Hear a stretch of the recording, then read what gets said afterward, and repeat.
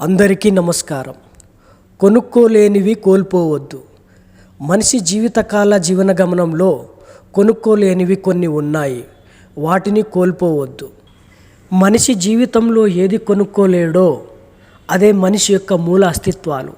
ఆ మూల అస్తిత్వాలనే ప్రకృతి ధర్మాలుగా, దైవస్థితులుగా, సనాతన ధర్మ అస్తిత్వముగా పిలువబడుతుంది. ఇప్పుడు నువ్వు కోల్పోతున్నవి ఏవేవో గుర్తించు. పరుపును కొనుక్కోగలవు, కానీ నిద్రను కొనుక్కోలేవు. నీ నిద్రను కోల్పోవద్దు.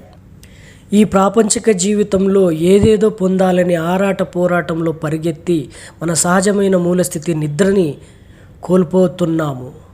గుర్తించు. ఆహారాన్ని కొనుక్కోగలవు, కానీ నీ ఆకలిని కొనుక్కోలేవు. నీ ఆకలిని కోల్పోవద్దు. నీ శరీరంలో ఆకలి అనే మూలస్థితి సరిగ్గా ఉన్నప్పుడే కదా నువ్వు ఆహారాన్ని సరిగ్గా భుజించగలవు.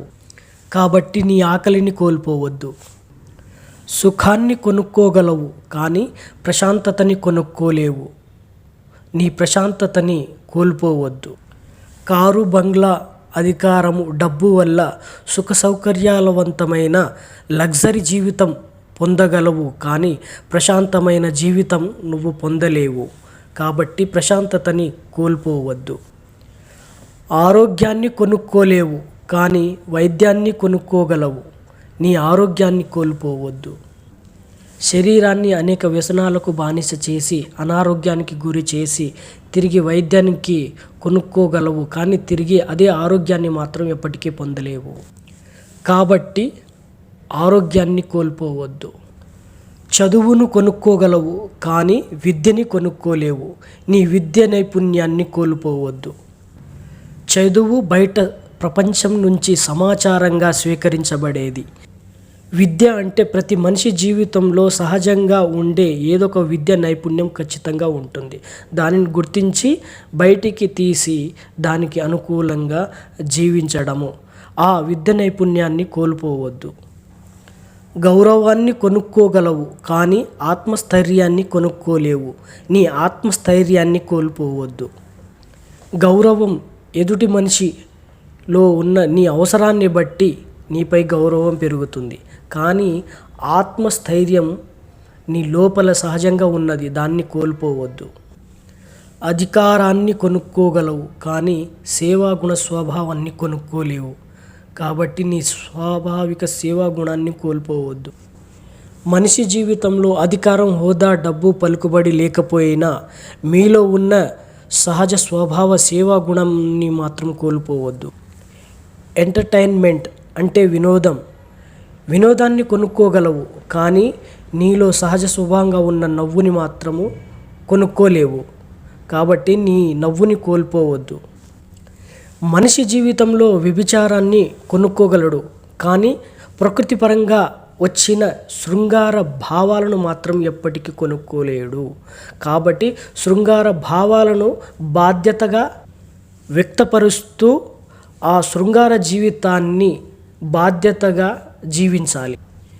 ఇప్పుడు నేను మనిషి జీవితంలో ఏవేవి కొనుక్కోలేనివి ఉన్నాయో అవి ప్రకృతి మూల అస్తిత్వాలు. ఇప్పుడు కొనుక్కోగలిగినవి ఏవేవి ఉన్నాయో అవి ప్రాపంచిక జీవన విధానము. ఈ ప్రాపంచిక జీవన విధానంలో మనిషి మునిగి తేలుతూ వీటినే జీవితంగా అనుకుంటూ ప్రకృతి మూల అస్తిత్వాలు ఏవేవి ఉన్నాయో మనిషి జీవితంలో వాటిని దూరం చేసుకుంటున్నాడు.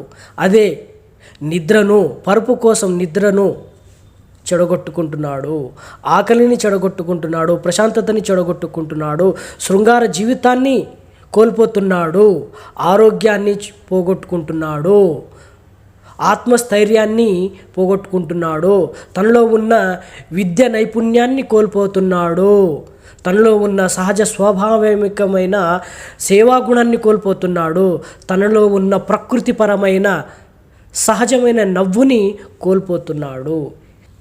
ఈ ప్రపంచంలో సృష్టించబడ్డ గెలుపు, ఓటములు, అధికారం, హోదా, డబ్బు, పలుకుబడి వెంట పరిగెత్తి మనిషి జీవితంలో మూల అస్తిత్వాలుగా ఉన్న సహజమైన మూల అస్తిత్వాలను నాశనం చేసుకుంటూ జీవిస్తున్నాడు. ఎంత డబ్బు సంపాదించినా ఏం లాభము? ఆకలి నువ్వు సరిగ్గా నీ ఆకలిని తీర్చుకోలేనప్పుడు, నీ శృంగారాన్ని జీవితాన్ని సరిగ్గా అనుభవించినప్పుడు, నీ విద్య నైపుణ్యాన్ని సరిగ్గా వినియోగించినప్పుడు, నీ ఆత్మస్థైర్యాన్ని బయటపెట్టినప్పుడు, నీ సహజమైన నవ్వుని వ్యక్తపరచనప్పుడు, అనుభవించినప్పుడు ఇవన్నీ ఉన్నా ఏం లాభము? కాబట్టి ప్రాపంచిక జీవితాన్ని గుర్తించండి. ప్రాపంచిక జీవితంలో మనిషి జీవితం లేదు, ప్రకృతి జీవితంలోనే మనిషి జీవితం ఉంది.